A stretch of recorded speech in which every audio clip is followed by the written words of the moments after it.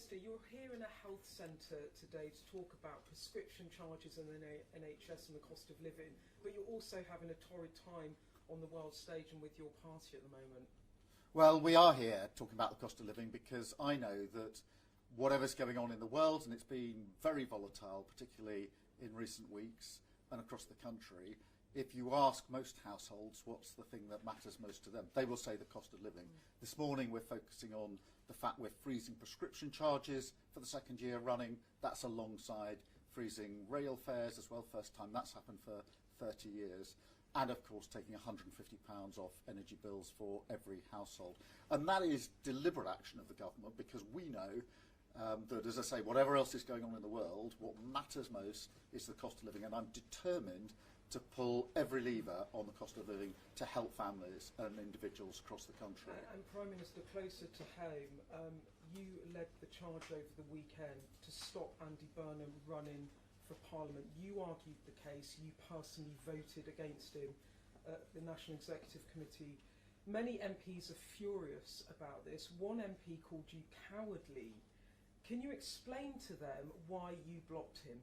Yeah, but be very clear about that. We have really important elections already across England for local councils, very important elections in Wales for the government there, and very important elections in Scotland for the Scottish Government. That will affect millions of people, and we're out campaigning on the cost of living. And they're very important elections. We need all of our focus on those elections. Andy Burnham's doing a great job as the Mayor of Manchester, but having an election for the Mayor of Manchester when it's not necessary would divert our resources away from the elections that we must have and that we must fight and win. And resources, whether that's money or people, need to be focused on the elections that we must have, not elections that we don't have to have. And that was the basis of the NEC decision. A lot of your MPs are really upset with you. They think it's cowardly. They think you're running scared because you're worried about a leadership challenge. Can you just address them and tell them your answer to that charge? Millions of people will be better off if we have the continuation of a Labour government in Wales, and if we're able to win the government in Scotland and retain and win councils across England. That's really important. I think we're all united on that. The question is, how do we keep our focus there? And if we introduce elections that we don't need to have in Manchester, that would take money from the party, resource, campaigning, that won't otherwise go to Wales and Scotland and the elections that we do have.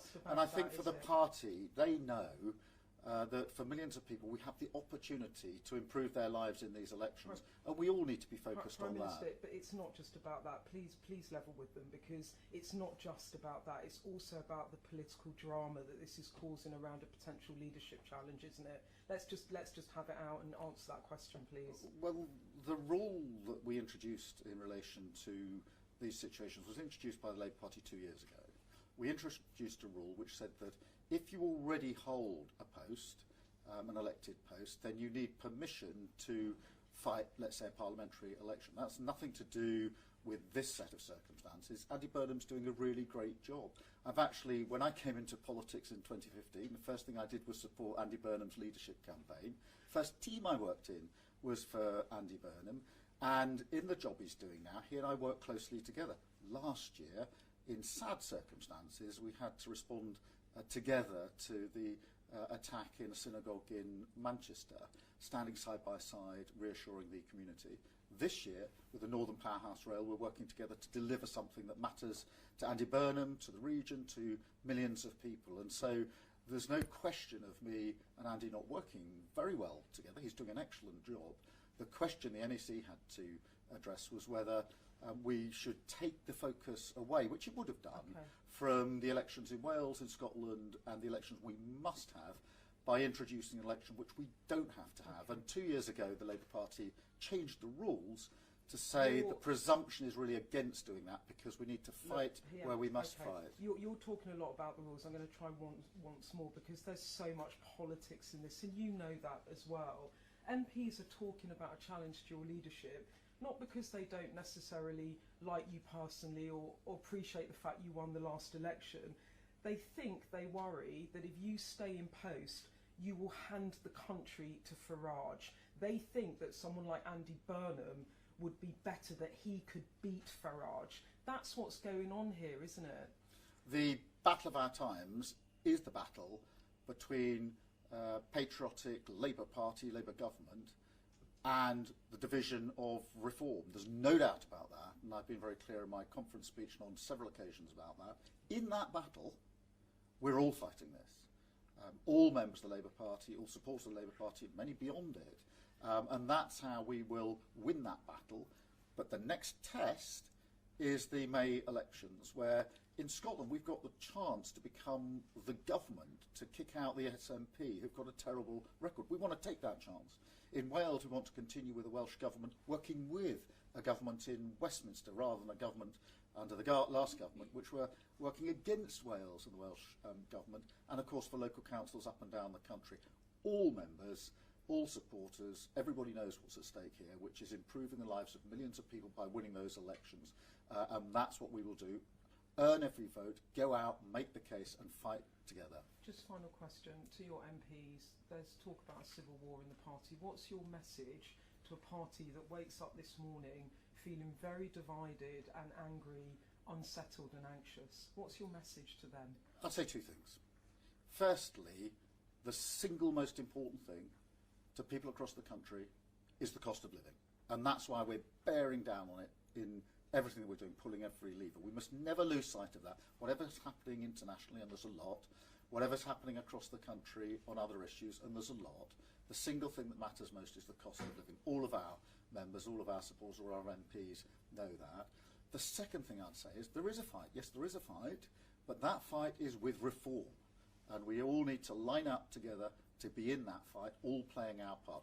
I think that everybody in the Labour Party, everybody who's a Labour MP, wants to be in that fight, wants to fight alongside all their colleagues in a fight that matters hugely to the future of our country. Okay, Prime Minister, thank you so much. Thank you.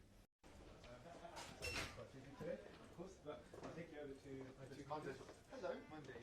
How are you? Is this Kalyani? Kalyani. Very nice to see you. How long have you been working here? Okay. This store here? With this company, 7 years, but in this store from last 4 years. Right. With this company, in the last 3-4 years. Okay. 4 years. Getting more people in? Does it get busier? Is it feeling busier? At the moment, we are doing the self-referral more Oh yeah, than yeah, the yeah. referral from the GPs. Right. Yeah. We are mainly focusing on the pharmacy first and other services which we can, provide more to the people and then help NHS. People going That's to the GP. part of Wes's How do plan. you think it's Yeah. going? Yeah. Is it going People well? going to the GPs. Yeah, it's going well. Yes. Going well because of the medical practice as well upstairs. With Yeah. all the services. Right, Cardiology okay. department, respiratory department, so we get lots of things. So you can do both in the same place, which is really good. It's very nice being here because we have surgery upstairs for the clinics from Yeah, it's a surgery. nice space. We are working with St George's Hospital. Very for good. Oh, the right. subsidiary Yeah, program, yeah, So we get more services here. Yeah. Yeah.